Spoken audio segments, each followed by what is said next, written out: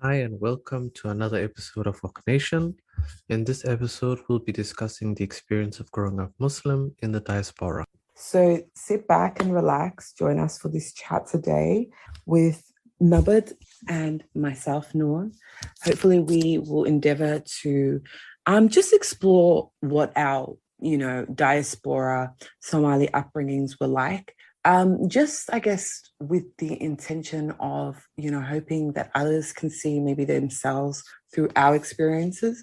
But we also do appreciate that as Chichimamanda Adichie Ngozi, the Nigerian, one of the most incredible writers, she wrote a book called Half the Yellow Sun, talks about the danger of a single story. We don't want to come across as if we are saying this is the diaspora Somali story, because it really isn't. This is just our it's our interpretations really of our own stories or life stories. So The only qualifier I would say is that this is about me, my experiences, and the reading I've done. And that's the only qualifier I would make, right? Because I feel like overqualifying can feel like we're being apologetic, like we have nothing to apologize for. If there's people who listen to this podcast and think that we're misrepresenting something or that we're being inaccurate, they are free to make their own content and respond to this. But I don't think we should do any further, qualifiers. Like we're not trying to talk about universal truth. We're just talking about our own experiences and our limited perspective. Even though I feel like, you know what it is? It's like once bitten, twice shy, whatever they say. I feel like I've got all these scar wounds from all the Somali hyenas who've come my way. And yeah, I guess beat me into submission. Yeah, absolutely. There's no reason for any qualifier. But, I guess it's just to preempt, like you're absolutely right. Like this is our story. If you don't want to listen, turn off. This is our story. This is the Somali upbringing. We could begin with like on a positive note. So I would ask, what are like your most cherished memories from your childhood, like some of the best memories that you have? Some of my best memories, oh, that's actually a really great question.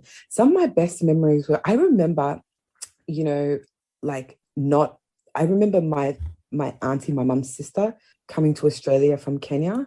And like, I remember being a really young girl, and it was like 6 years old or something. And I remember being shocked, really shocked, and actually scared because it was like a whole group of family members, I guess, that had arrived at the same time to Australia. And like one of like the happy memories I just remember during that time, it was just, my family was really loving. They were all, I don't know, very liberal, but it was just a fun Somali time. Like, I don't know, I just grew up with a lot of Somali music, and there wasn't a lot of religiosity, that I can remember as a young child. And I also, I don't know. I would co-sign that. Sound terrible. Yeah, it's going to sound terrible. Mm-hmm. But I even enjoyed, like, I have happy memories of them sitting around chewing jad, like my uncles and my aunties sitting around, like telling stories and stuff like that. I actually really enjoyed those times, that is long gone now. Nobody's that liberal, nobody's that cool. But yeah, that's one of my earliest, happiest memories, my earlier Somali memories for sure. Okay, I do have a hazy memory. But what I do remember, one of my happiest memories is first and foremost my high school graduation. I mean, technically, you're not a child. I wasn't a child when I graduated. But it's still a part of the upbringing experience. And I still do remember the sense of pride like the parents had when I did graduate high school. I was the first one, not only in my family, but like in our immediate family, to graduate from high school. So I still remember that sense of pride they had of me. And I think it's one of the few times they actually complimented me, like in public, like, we're proud of you. That is incredible, though. That's a really an achievement, though. Like, like, I mean, to my last exam, I got like a B, what is equivalent to a B. And my mother just looked at me like, really? A B? You want to end this on a B? But other than that, that was like a wonderful experience to have. I also remember like the first time, not the first time, but when I was learning to bicycle. And it was my father who bought like my very first bicycle. And there was like a road that was connected to the bicycle. So he would hold on to the rod so the bicycle wouldn't fall. And so I could like slowly learn how to bicycle. So that is actually one of my most cherished memories. And then there's like things like, our parents, like in the beginning, when they were in the beginning, just as you said, like they were very, I wouldn't say liberal. Like everything here is, be grading on a curb. And And I have to say that honestly, my family is rather uniquely liberal, even in the Somali context. Like I don't know anybody, I don't know any Somalis that are like my family. The only people that are as liberal as my family are literally my other family members exactly. in the Somali context. So yeah. Because your family is like extremely liberal compared, like they're bleeding heart liberal compared to pretty Mhm. much every other Somali family. But I do remember like my parents, organizing barbecues in, around our block. It was mainly in an attempt to discourage us from joining other barbecues made by, by people who weren't Muslim. So those are like the most cherished memories I have. And just as you said, many of them relate to to a time before my parents became more religious. So they were, I mean, they were never liberal, and they aren't liberal to this day, but they were more accepting and trying to accommodate like living in this country. Like they weren't as set as trying to form us into like hyper religious Right. beings, which obviously came later on. I think It, we should qualify. I just want to qualify it just for our listeners what liberal means in a Somali context. So when I say my mother is my Hoya is liberal, I mean on a scale from one to Osama bin Laden. You know what I mean? Like she's considered liberal. You know what I mean? Like if we're comparing her to Osama bin Laden and co. But I guess if you were to compare her to, I always think of I don't know Oprah Winfrey versus Osama bin Laden. My mother is very far from Oprah. You know, um, but that yes. being said, I actually have another positive Somali-ish memory. Like, and this is kind of ironic because I always talk about them, the community bullying and stuff like that. But it's so ironic. But when I was young, really, really, I remember, me and my older sister, we used to go to this Islamic school, and there was no Somalis. Like, well, there wasn't. The war hadn't happened. Things had took a while for the UN to approve the visas. Anyway, so my sister and I went to this Arab school, and we were getting relentlessly bullied. I think I was got bullied, but especially my older sister because my older sister is very gorgeous. Honestly, she looks like a doll. I don't know. She was, she's one of those Somali girls. Yeah, she had a teenage modeling contract. She's one of them anyway. So when as a child, she used to get relentlessly beaten up by Arabs, like just Turkish girls. We used to get, it was crazy because the Arab boys would send my sister letters and stuff like that, like little love letters and stuff like that. And so every recess or lunch, it would be like a beatdown because the girls would feel that the Arab girls would feel jealousy and stuff like that. And the anti-blackness was really intense. So, and it was just me and my sister. We kind of had each other's back, but it was really difficult for us to be up against like what seemed like a whole school of anti-black people. And we would go to the teachers and complain and stuff, but they would never do anything about it. Like this bullying was so bad that like, just to give you an example of one of the instances, my sister, one day, this Bosnian girl, my sister was known for having these really large eyes, like hazel eyes. So this Bosnian girl was sick of it, like sick of, I guess, all the compliments or whatever that she was getting. And she hit her in the eye with a staple gun one day, and that was the time, I guess my mum had enough. My mum was just, my mum wanted us to be around other Muslims because she didn't want us to go to a regular, what she saw was a white Aussie school. And she thought, would lose Islam and stuff like that. And she really wanted us to learn Arabic. So that's why she like stuck to us being around Arabs. But these Arabs were obviously extremely violent and nothing was being done. So my mum was like, okay, that's how it's going to be. Yeah. My mum recruited the whole East African like community, like the whole Somali community. My mum would go around to the Somali parents' houses and be like, you better sign your kid up to this Islamic school, damn it. They're like, my mum would be like, my daughters are getting bullied. And what happened was slowly Somalis started coming to the school. And one of my happiest memories was like these Arab girls and these Bosnian, all of these girls getting relentlessly beaten by these fresh out of Mogadishu Somalis. So, it sounds terrible, but yeah, I I mean, the mean, bullying ended. The bullying ended really quickly because as soon as the Somalis showed up, they're like, yeah, this little Lebanese, Bosnian Turkish beatdown, anti-black beatdown is over. So yeah, that was one of my positive memories of growing up Somali. That's like the one time I was grateful for the Somali diaspora. After then, not so much. It was kind of all downhill after then, but yeah. but yeah, But you know what it was? I think initially I appreciated their aggression when it came to them dealing with my own bullies. I was really appreciative of this Mogadishu. I don't know, this Mogadishu energy. I was like, "Whoa, this is great." When it's directed towards Lebanon and Syria, the problem is it sort of wasn't really contained, and that aggression kind of was channeled in all the wrong places.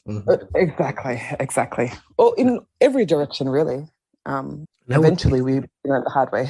And I would pick up what you just said, right? Like your mother was very insistent that you should go to an Islamic school, Right. to avoid becoming like, the people of the country that you live in. You live in Australia, I live in Scandinavia. And I think if we have to surmise this, if you have to surmise both our upbringings and I think the general upbringing of people who grew up in diaspora, it is repeating the customs of, the traditional customs of Somalia, putting children in a parallel society and wanting them to exist within this parallel society, distant from the wider Western society, right? Because the thing that, the average Somali family fear now and also feared later on was that we shouldn't become like Westerners, right? Like that is Right. their greatest fear. Like they're not fearing, obviously they do fear that children, ending up in jail and doing crime and not finishing school. But the greatest fear, like the thing that keeps them up at night, is their children becoming like the West and Westerners, yeah. marrying Westerners, just like marrying Westerners, moving away from quote unquote that culture. Well, becoming, you know what it is? Do you know? I just think about it. You know what my mum truly hates?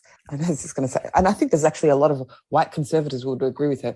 My mum truly hates that image of, that unclean, hippie Westerner that acts poor, but isn't, that left wing, that sort of, I don't get it. kind of, Can you explain? I can't explain it. That somebody that doesn't have any morals, that doesn't, I don't know, they have this kind of idea of Westerners throwing their parents in like being cruel, ungrateful, And I've seen that. immoral. Huh? I've seen that, like the cruelty, not the cruelty, but just the way that a lot of Westerners put their parents in nursing homes and never visit them Or back. just generally, they don't care about their parents. They're so mean. Like, honestly, even my Western friends, they're disgusting to their parents. Like, just like I think to myself, I'm like, my mom would have cut off my clitoris and I still would never talk to her, even a fraction as these people talk to the way they talk to their parents and stuff. So I kind of do understand what my mom, some of the fears were. Like now, like if you look at Twitter, for example, like a lot of these lefties and stuff like that. That's the kind of thing that my mom would say, my parents feared in the 90s. That kind of, I can't even explain it. Like I see a clip of this left-wing activist screaming at just into a camera, screaming into a camera, looking unclean and crazy. I think it was like from a Portland riot. I'm like, that image, that's it. That's what my Hoya does not want us to be. That green-haired person screaming into the camera that looks like unkempt and uncivilized, that is what they're concerned about.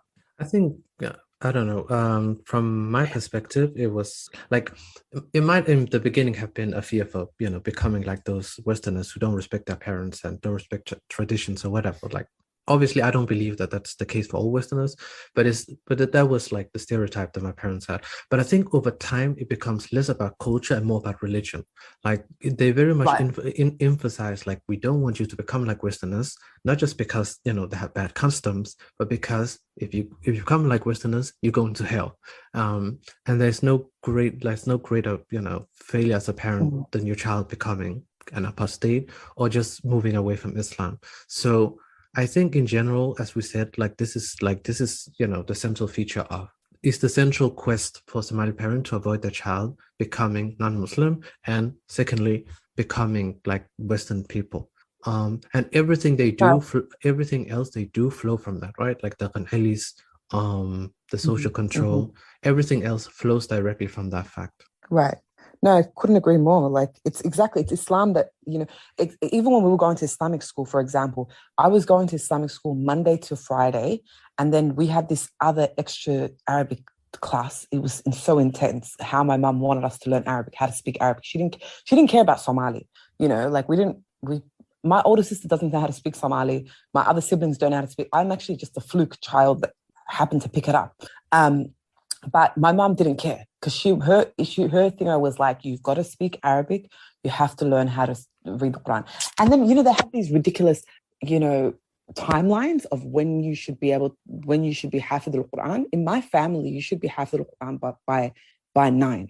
My mom tells people that was Hafidh at 7. So the fact that we weren't even up to, anyways, all this is to say, culture really does not matter. And this is why when, Somalis come to me and they start saying, they start talking to me about Somalia. I'm like, I don't care about Somalia. We were never raised to care about Somalia. I hate to say it. I hate to say the truth. Can I just interject? Can I just interject very, very quickly? So when we talk about Somalia, right? To me, Somalia is like, that absent father who just left you after you were born. And Denmark, to me, or the country I live in, to me, is like that adopted mother who took you in because both parents were not exactly up to task to raise you. So that's the way I view Somalia, right? Like that absent parent who just, gave birth to you and just left you, and now you with like an adopted parent who actually treats you like, an actual human being. Right. But yeah, as I was saying, our upbringings were primarily based on our Muslim identity. Like I was told as a young child, I was actually told as a child, you're an Arab, you're not even black. You're not black. Really? And this Arabs, yeah, I was absolutely told I was Arab. And it was not that they were like, don't even identify as African, don't identify as being black. And I know you might say, oh, you know what, no, maybe your lineage is different. No, it's not. It's not. It's literally just my dad's from Ethiopia, but my mum's from Somalia. We are firmly African, but because we were Muslim, we were supposed to somehow erase any other identity, just identify as being Arab, just speak Arabic. Like it's the ultimate.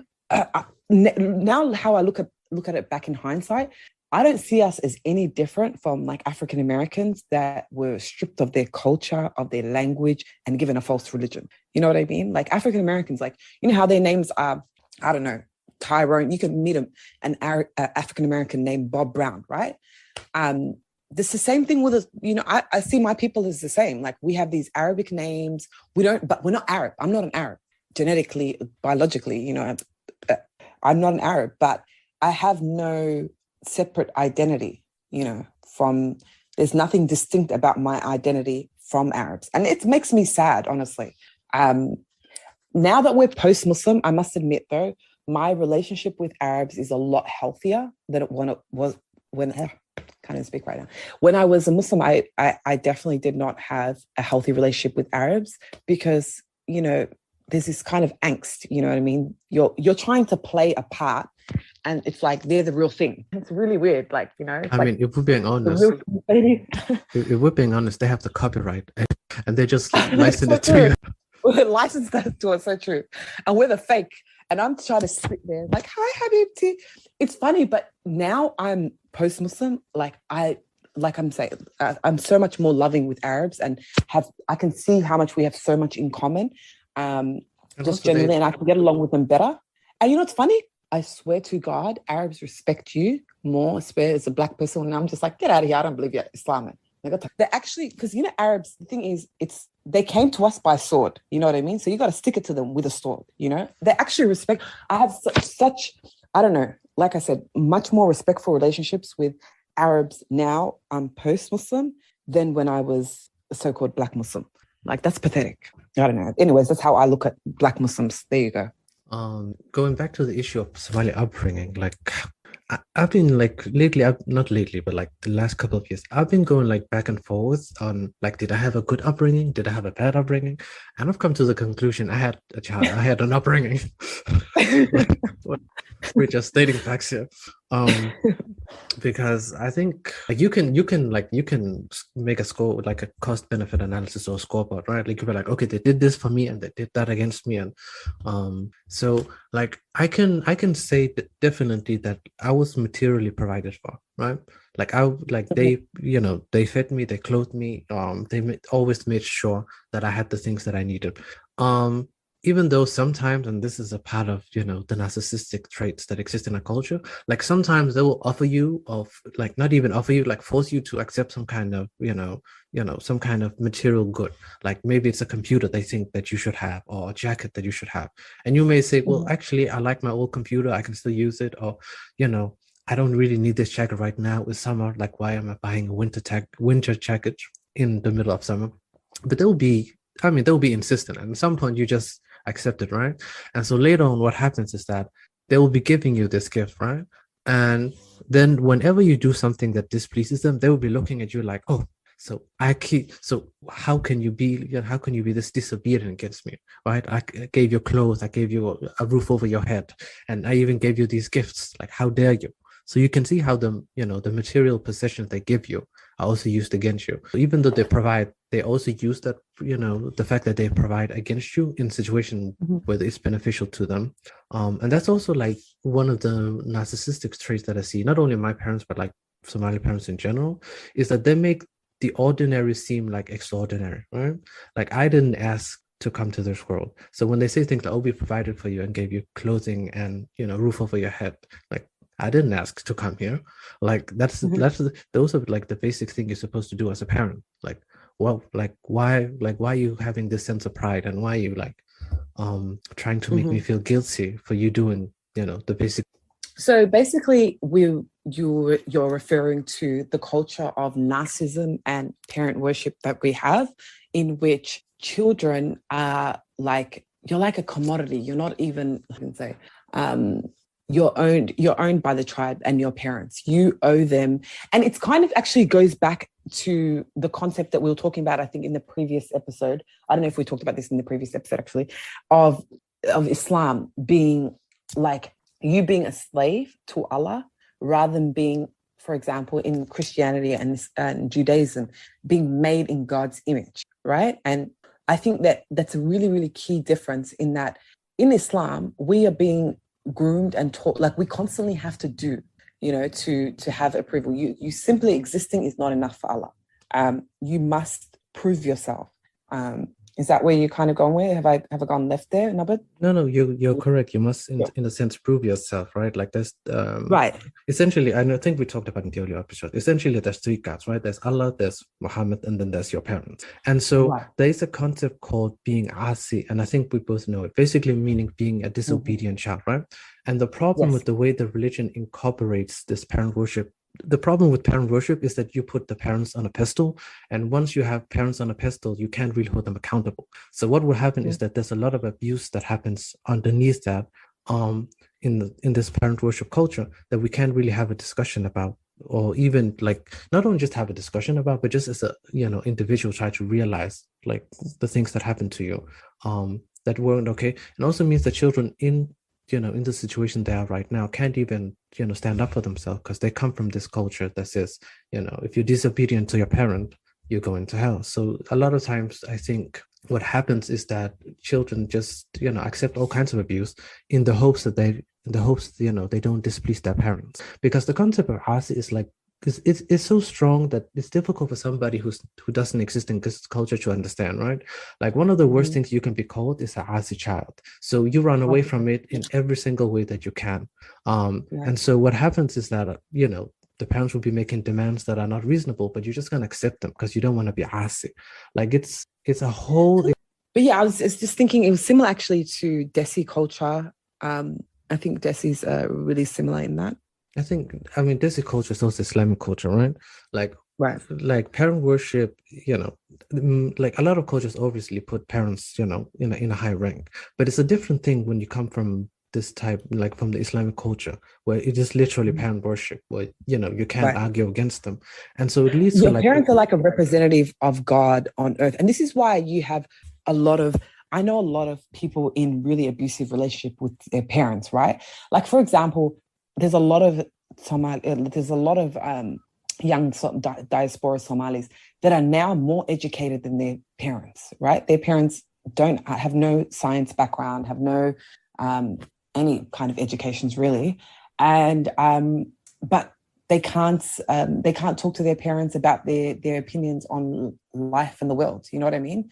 Like, for example, I've met like a lot of ex-Muslim Somalis, or just like Somalis generally, that are more educated than their family members, and they're being bullied by these less educated family members. And for Islam, does that make sense? It's it does make sense. And one sad yeah. consequence of this whole idea that you can't speak against your parents, or that if you displease your parents, you're going to hell, and not only hell, but also the culture would look down upon you, is that a lot of Somali, both adults and even children live like a clandestine life, like they live a secret life away from their own parents. And so what we see as a consequence is that a lot of them are vulnerable to predators.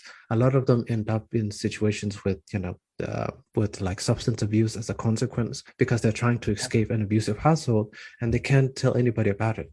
Like, yeah, like for example, you like who are you going to go towards for advice when it comes to abusive parents? Are you going to the imam? The Or imam even is not, dating, or you even know, like just simple things like a lot of yeah, exactly. You talk about predators, just I mean that's like worst case scenario, murderer, rapist. But like a lot of young Somali kids, I mean a lot of young Muslim kids, we don't know how to date in the Western world. I don't know about you, Nubit, but I certainly did not know how to date. I mean, we're taught about marriage and stuff, but we're not um we're not really, we definitely aren't given sex education. definitely So not. what yeah, so what ends up happening is, and this is where, look, we don't get any sex education from our parents, and we can't talk to our parents and our families, and certainly um yeah, you know, so this is where we're vulnerable to predators. Young Muslim diaspora raised children, young people are the most vulnerable, whether they're LGBT or not.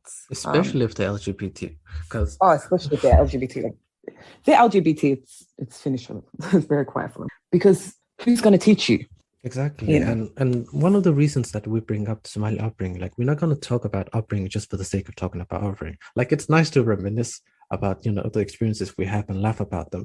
But one of the reasons you have to talk about and dissect it is because it leads to a lot of coping mechanisms. And so there's a lot Yeah. of things that you do. And I'm trying to say is that a lot of things that you do as a child to survive that you continue using in your adulthood, that you not only negative affects you, but negative affects the whole culture as a whole. Like this Mhm. idea of keeping secrets, right? Like you begin keeping secrets from your parents because you don't want to disapprove them, and so what happens is that it becomes a whole culture around, oh, don't tell nobody about anything. Expanding on your previous points, what do you think are the differences existing in the binary that we do in Islamic society and Somali, the Somali upbringing? What are the differences between growing up as a Somali boy compared to a Somali girl? And what are like, Oh, okay. Well, this is a really important conversation that needs to be had, because there is absolutely a huge difference between the different sexes and how they're raised. So, um, as we've talked about, women are obviously repressed in so many different ways. That starts at a really young age, and this takes on a whole different meaning when in the diaspora and in the West, because contrast to Western girls and women that have, I guess, gone through many um, subsequent waves of feminism, Western women are relatively free.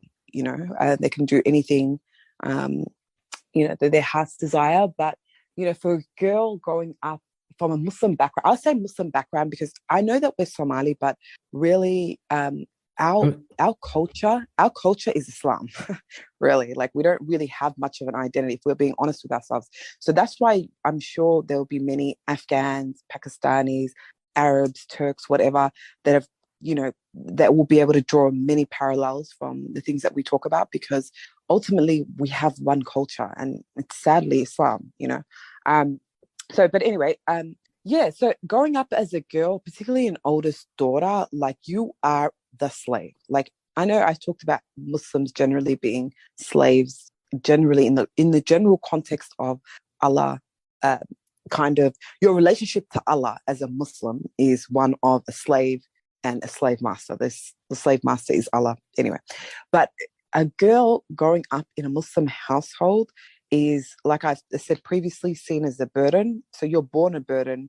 You're seen as, God forbid you have any type of beauty or anything, because that will be looked at, that will be deeply resented and looked at with suspicion, because yeah, God forbid you attract any attention as a Muslim girl, because you're constantly blamed for any.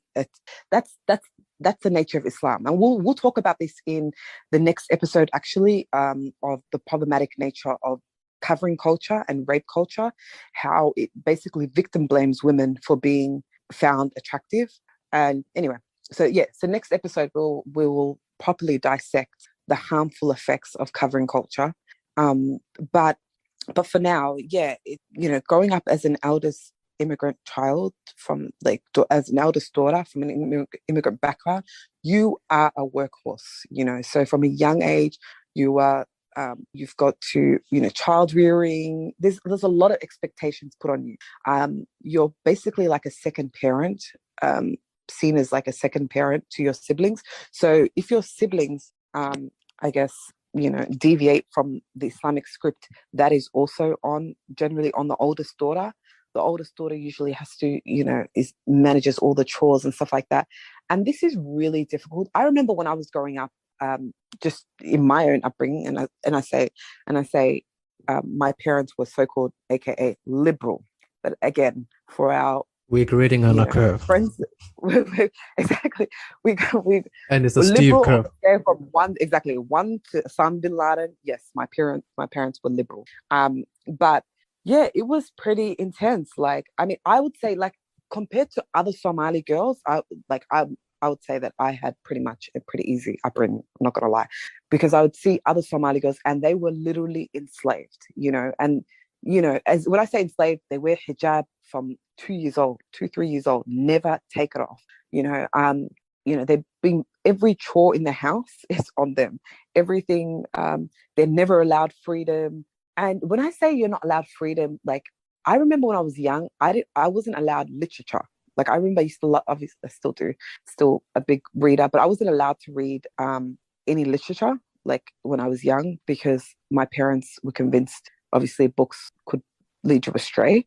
So I wasn't allowed to consume a lot of Western media sources. Like, I did, but it was, through gritted teeth and stuff. So when I say that these girls from the Islamic world, we have no freedom, we're just not. From a young age, like, everything's taken away. You have no personality and identity, unique identity for yourself. I just can't even, like, go through all the list of things, because it's so many. It's more of a case of, I'm trying to think about what are the things that Muslim girls can do. And here's the thing, you will see a lot of Muslim girls and women argue that they feel empowered in Islam. You just got to remember that they're victims. They've been programmed, so, like, they've been beaten, their spirit has been beaten down, and they just regurgitate. It's like Stockholm syndrome. You have to remember, in Islam, women, it literally verbatim says a woman's intelligence is half a man. There is no sensible, intelligent, empowered woman on earth today that would co-sign that. You know what I'm saying? So Muslim women that, co-sign Islam are essentially co-signing their own inferiority. So it just doesn't make sense. So obviously they're prisoners, obviously they're enslaved. I used to say all this nonsensical, like, all these taglines that we see on social media about hijab being empowering and the prophet not being a pedophile. All of that, I used to say all of that. It's just nonsense. You repeat it. It's a repetitive thing, because your mind has been switched off. You're not actually thinking. You're in slave mode, really. And it's really sad. When I think of all the Muslim girls and women that have been, like, stripped of everything, their entire identity, their entire beings as a human. They're not fully present. But that being said, it's catch-22, because these women as well too grow to become also the perpetrators of abuse, because and they usually Muslim women are, in my opinion, are more abusive to children than even Muslim men are, because they have more access to both girl and boy children. So what happens is it's this vicious cycle where women are completely repressed. They have no freedom, they have no autonomy, and what they do, and they can't. It's a patriarchal system, so they can't change the rules. They can't do anything about it. They just have to embrace it, right? So the only thing they can do is take their frustrations out on who? It's like what they call lateral violence. So they take their anger, their frustrations out on other women. So bullying in the Muslim community is really intense. I'm just thinking back to it, but it usually comes from women. And that's why gossip culture, I think, is so intense in the Islamic community, because Muslim women they're not they've been completely disempowered in every single way, physically, in terms of autonomy, in terms of freedom. They can't travel nowhere, they can't go nowhere, they can't consume anything different, they can't befriend anybody that's different.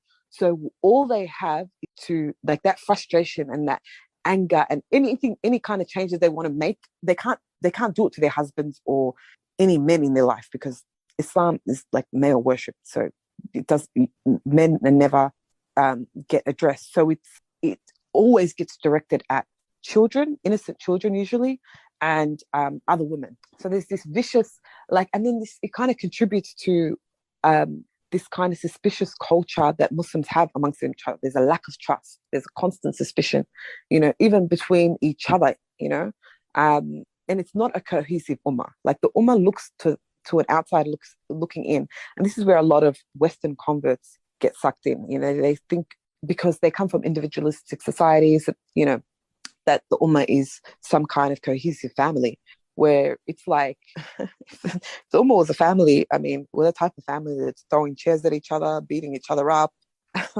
heading. It's certainly not a loving one. So anyways, I said all this to say, going back to the point of what, like, the gender differences between girls and boys, they are vast, they are different. And I also think it contributes later on to outcomes in the West. So, for example, you can look on every single, every single statistic, right? And you will see Muslim women do infinitely better than Muslim men, right? Educationally. Yes. So in every respect, in every dimension, you can, you will see that Muslim women outshine and, outperform Muslim men in every regard. And I believe that is because it goes back to the way we're raised. I can't even compare, like, how I was raised versus my brothers, and like, as in, yeah, the differences, to be honest with you, I don't begrudge it, because I do think a lot of the reason why I'm so capable and successful in my own life is because I wasn't kind of babied as a young child. Like, I wasn't kind of raised with a mindset of, you were born a princess. And that's the thing. Ayan Hirsi actually talked about this really intelligently in her book Nomad, or maybe it was an Infidel. I can't remember which was Nomad or Infidel. Look, sorry, I've read them a long time ago. But she talks about her brother Mahad, and and how he was kind of raised with this kind of almost princely, attitude and stuff like that. So Mahad was told, from a young age, you're, oh my God, you're going to be the head of the tribe, you're this, you're that. So these boys get raised with this, what in my opinion is a grandiose sense of self. So Muslim boys are being raised with a grandiose sense of self, and Muslim women are being raised with no self-esteem, like completely, it's like a complete imbalance. And they do this specifically, purposely, I believe. So later on in life, Muslim women accept crumbs from Muslim men. Like, you're being trained from birth, literally, to accept breadcrumbs from some Muslim guy later on in life. So is there anything else you wanted to add before we go on to No, I think covering? I think you covered it a lot. One other aspect that we'll probably talk about at another point, but as you said, like Muslim boys and Muslim girls are raised very differently. And one way you can look at it, and one way I've experienced is that the girls, as soon as they hit puberty, the restrictions become even worse, right? Like Oh they my, even yeah. like as soon as they hit puberty, it's like you can't go outside and you have to be monitored all the time. And if you go anywhere without permission, your brothers will be sent after you, right? That's the level of control they have. But what happens Oh, to to the be honest with you, to be fair though, honestly, I even before puberty, because you have to understand this is a pedophilic culture. I don't care what anybody says, but this is a culture that sexualizes children. I remember as a young child being sexualized by adult Muslim men and adult Muslim women, because they found me attractive as a child, and I didn't understand this as when I'm talking 7 years old, 5 years old, like Arab men and stuff like that, or just like uncles, relatives, just making really, now looking back, they were sexualizing me as a young child, like saying, oh, she's going to be beautiful when she gets older and can't wait to marry her off to this. But it was really gross. Like, I just, yeah. So I believe, honestly, if you're found to be attractive, even before puberty, good luck to you. They will be sexualizing you. And it's really intense. And not only just are you sexualized by men, you also have a target on your back by women. Because, like I said, these women don't have any power. They're completely disempowered in their own marriages and in their own lives generally. They have no power. So what they do is girl children are like targets, of abuse, bullying. Like, I was even like physically abused by older, like I can remember a lot of violence towards me as a young child by Muslim women. And it was because older men or whatever were sexualizing me. And then, these women were jealous or felt thing. So it's really, I can't even explain it. Like, it's really gross. It's disgusting, but it comes from a place of when you have a culture where everything is sexualized, every single facet of life is, the human body, everything's sexualized, what do you so what does that create? A society where people sexualize everything, including children. Honestly, I would not, as a parent, allow my child around a whole bunch of Muslims, just adult Muslims. I, honest to God, would not trust them, and I would not trust their sexual repression and what their minds, because when you've been repressed for so long, these, I don't know, these urges and stuff like that, they come out in other ways. And unfortunately, it's usually children that are most vulnerable to these adults' abuse. The last question that we will cover is the idea of, do these children who grow up with everything that we've mentioned, all the disadvantages and problems, like, are these children of the West, or are they just children of the communities they belong to? Like, do they matter to the society they live in, like the Western societies that they live in? And what would you say is the answer to that, no? Okay, the short answer, no. No, but okay. The short answer is no for me. Like, we don't matter to them. Obviously, everything I've just described to you, I didn't think I mentioned any Aussies starting any protests on my behalf. So no, we don't matter. And I think and people might say, oh, that's so sad that you feel that way. Well, you know what? I've had enough time to embrace it. Look, here's my vibe. One community is trying to behead us as ex-Muslims, right? The other community doesn't really care we exist. I'm not really that mad at the community that doesn't really care we exist. Like, I do understand that our community is kind of seen just wide on a wider scale as a burden in the West. And I do appreciate that the vast majority of my community members are not doing anything about that image, doing anything to help that image. Shout out to the Charlie Hebdo. So I think as a byproduct of that, we don't matter, because we're an extension of, like, I can't cut my leg off. I can't peel my face back. Like, I am a product of the East. But yeah, no, we don't matter to the West. But it's okay. We don't have to be mad at them. Let me be clear. I don't think, okay, so let me be clear. I don't think we matter in the Western context, but I don't think it's personal. I think it's like, as in, it's not personal to ex-Muslims. I think there are a lot of agenda items, a lot of things going on, right?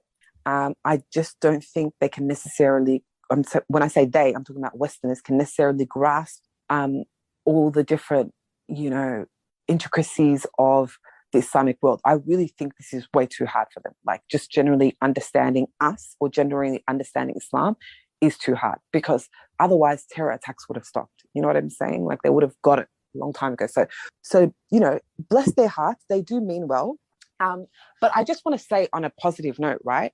Like we are so privileged. We are so lucky to be, I'm talking about us diaspora based ex-Muslims. We are so lucky to be in the diaspora living our lives as ex-Muslims. In 13 Muslim countries around the world, there is a death penalty that comes with thinking the way we do, living the way we do, just being who we are. So I think that I don't want to minimize that because that is significant. A large portion of the world would like us to completely disappear. And the fact that we exist is only because of, I guess, the grace of the West. At the end of the day, if these people did not have compassion and empathy for our parents, to, regardless of the situation, to open their borders and allow our families in, I mean, we would not, be who we are to. This will be a whole different conversation. Absolutely. So I'm never going to minimize that. I'm always going to recognize that, if it wasn't for fellow Australians actually embracing us, they might not understand and they might be overwhelmed by all the just, the allotness of where we come from. But that's perfectly okay. You know what I mean? And I do appreciate and value the West and Westerners for that compassion and empathy. But I do at the same time, having said that, also understand that, yes, they've given us a place to stay, but that doesn't mean that, we're exactly, we're not on the Christmas list. You know what I mean? And that's fine. We don't need extra gifts. We really don't. Like, I think, so that brings an end to the Somali upbringing, our Somali upbringing. I want to say to all our friends and listeners that, with Bark Nation, it's kind of like, with our podcast, we're actually having one episode. This is one episode that is being, I guess, teased out in many different ways. So it's an ongoing conversation about really the same thing, and that is, our apostasy journey. I can't even. Yeah. Anyway, it's about our ex-Muslim journey and understanding it. So yeah, but like I said, you're going to see a lot of overlap of the same themes, in these episodes. So join us for next episode, which will be episode 3. We're hoping to delve into one of the stickier subjects that Nabad has so accurately coined, covering culture. I think can you just give us a quick rundown of what covering culture is briefly, just to give our friends a little tidbit for the next episode. Yeah, obviously we'll expand on that in the episode, but to me, covering culture is the idea that a woman has to hide to spare the feelings of other men, right? Like a woman has to hide to avoid inducing other men to, be attracted to her and then do things to her as a consequence of that attraction. And a woman has to hide because there's people from her own family from whom, her being seen is an insult to their honor. So it's called covering culture and not modesty culture, because at the end of the day, the focus is not modesty. The focus is hiding a woman, and with the goal of protecting the feelings of men. And that's why. Yeah, we would actually like to reclaim the word modest. Modest has nothing to do with the Islamic concept of covering. Modesty has nothing to do with what is essentially Islamic slavery. So we want to separate these concepts, and we want to put what we feel. We want to put these concepts where they deserve, they deserve to belong. Exactly. We want to detach certain concepts that have nothing to do with each other, or at the very least, be more accurate about what phenomenon we're seeing, right? Like we're not seeing a culture of modesty, we're seeing a culture of covering, and it extends to enslavement. And enslavement and mental enslavement of women, constriction of them, like denying them human rights, devaluing them, dehumanizing them.